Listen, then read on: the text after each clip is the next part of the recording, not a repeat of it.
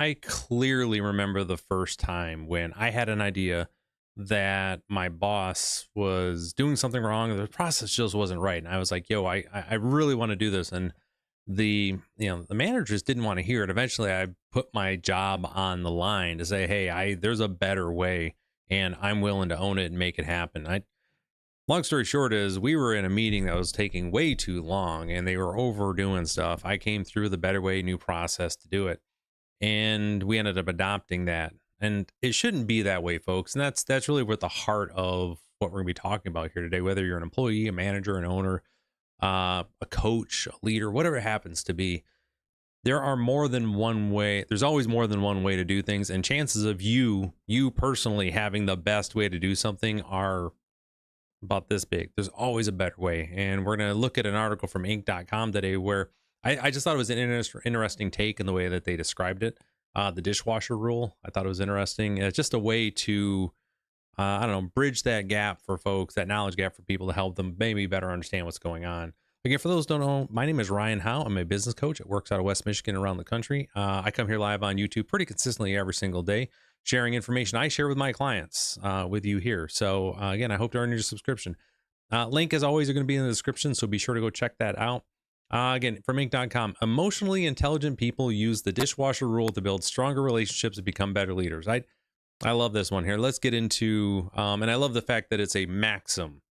Like it is just, it's meant to be a base level thing, just as a reminder, right? But maxims are, very similar to axioms, where it's, if you get this part right, you can apply it anywhere, right? So let's take a look at it here. Yeah, dishwasher. That is a little dish. That's got to be, for the Europeans watching. Is this a European like dishwasher over here? It's got to be. Look how tiny it is. You can put like 2 dishes in the thing. All right, anyways. Now, why in the world would you do it that way? I stared at the dishwasher with a puzzled look.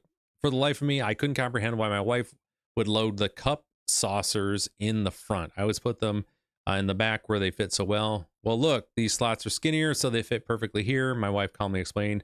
Then you can put bowls here and cups here, etc., etc. Madness, I thought to myself. And while the wife and I have completely different ways of loading the dishwasher, don't get me started on the silverware handle up or handle. I mean, is that even a debate? It's handle up.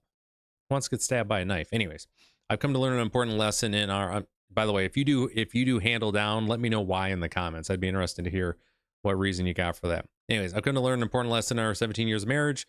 How the dishwasher is loaded isn't so important. After all, who does the dishes? They always get clean, and that's an important point. There's more than one way to load a dishwasher. This 9-word sentence is more than a simple maxim. It's a rule. Again, I use to help me practice emotional intelligence, right? And, let's go over here for a second. So we're going to go back to the article in a moment, and then we're going to cover kind of how I use this as guidance for my clients. Because even though people have other ways to do things, we don't just acquiesce. Say, oh, hey, I've got this idea. No. There's math and things you have to do first to convince us, but we'll get into that. But this is one of the things I really enjoy about this this concept, right? That everybody's got grand ideas and there's great ways to do things as long as the outcome is correct. And that's one of the things that leaders and managers are responsible for, saying, hey, what's the outcome of this? What's this process supposed to produce for our client or for the next person who needs it? That is where the real goal is. Now, there's other constraints, blah, blah, blah, blah, blah. But you as a leader, as a manager, you want to be open to potential improvements that your team's going to bring to you. It's super important to make sure you're always thinking that way. The phrase that I use for anything is called the best known method. It's not the best method.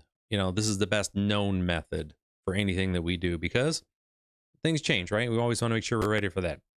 So with this, one of the things that you need to be aware of when you are dealing with your folks is getting emotionally attached to your idea, right? It's my idea. It's me. I came up with this. Cool. We're really happy for you. But we want to make sure that we don't get emotionally attached to our ideas and our processes. And that's a big piece here. We want to make sure that we don't have that other spot here, which is important, which comes to habits, right? There's a reason that a lot of people don't want to change things, is because they've built their entire day around these habits to allow them to then do the process in front of them there. So if you need to change the process, you're going to end up changing people's habits, which is going to mess up their entire day. And by mess up, I mean their, again, the rituals that they have. So that's one of the reasons why people do that. So this person right here is, again, I load the silverware handle up because I find it easier and less messy. I'm just from a safety reason on mine, right? We don't want the knife sticking straight up. But there's rules that you want to have here and the reasons why. Okay. Now, with this, why does this dishwasher rule make you a better leader? Plain and simple. When you remind yourself to give others freedom, you'll recognize that it's not bad to do things another way, especially if the job still gets done. And that is where the last piece I want to get in. Please go check out the article here, folks. It's a good read, lots of good info in there. But that's where this is the couple takeaways that I'm hoping that you will be getting from this, as well as what I'm going to be telling my clients and recommending to them. One is we absolutely want to make sure we know what is due. Like, what do you have to deliver at the end of the day, right? Over here, like, here's a process start. What's it got to do? What has to deliver, right? Because people are coming to us for a product or service that's got to do something. What I tell them is that within the box that you set for the guidelines, you want to give your people the freedom to be able to work as much as possible. The thing is, though, you are responsible as a manager, as a leader, to have the step by step set out for them, and then make sure that, they're trained to do all those things and they deliver on the product.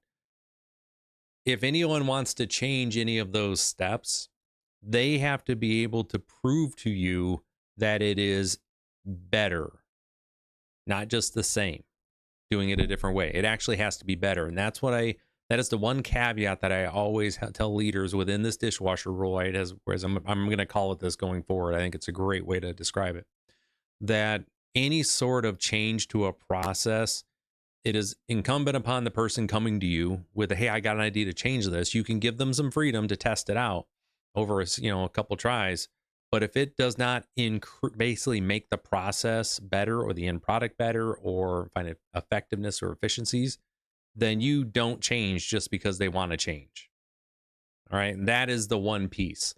If we're doing it simply just to make things, to give someone, hey, I've done this change. How many of y'all have worked at a place that new boss comes in and they just change stuff to change it because they can, right? Isn't that annoying? That's just terrible. Nobody wants that. What I'd like you all to do is just take that one step further. Hey, you want to come in and change stuff? Fine. But you have to prove that it's going to make the process better, not just now you've changed it so you can put your name on it for whatever reason, okay?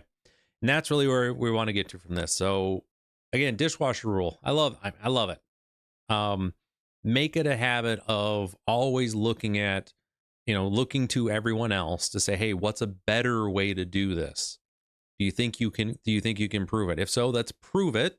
Let's improve it, but you've got to prove that you can. And once that's done, we're going to document it, update our processes, train everyone, and that's the new way. And then we're going to look to improve it again. But beyond that, I promise you, just because you think you know the best way to do something, chances are good it's not the way. And that's, again, what I coach with my clients is, hey, we're going to start with something knowing that it's probably not the right way to do it, and we're going to make adjustments going forward. So again, if you'd like to learn more about how I help businesses grow faster than I ever thought possible, and I help business owners build companies that are valuable and that sell, please check out summitbusinessguys.com. Again, I appreciate everyone who's stuck it out this far. Hopefully I earned your subscription today. Take care, and I will see you next time.